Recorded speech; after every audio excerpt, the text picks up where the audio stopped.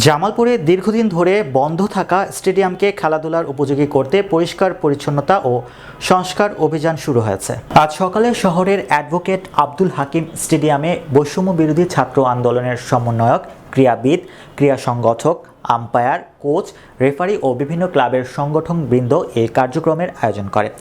এই অভিযানের উদ্বোধনকালে অতিরিক্ত জেলা প্রশাসক ইফতেখার ইউনুস, জেলা ক্রীড়া কর্মকর্তা আরফিন আক্তার মনি, জেলা ক্রীড়া সংস্থার সাবেক সাধারণ সম্পাদক আবদুল্লাহ আল ফুয়াদ রেদওয়ান, বৈষম্য বিরোধী ছাত্র আন্দোলন জেলা শাখার সদস্য সচিব আবিদ সৌরভ সহ অন্যান্যরা বক্তব্য রাখেন।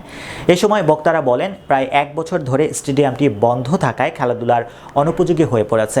জেলার সকল পর্যায়ের ক্রীড়া কার্যক্রম চালু করার লক্ষ্যে এই পরিষ্কার পরিচ্ছন্নতা ও সংস্কার কাজ করা হচ্ছে।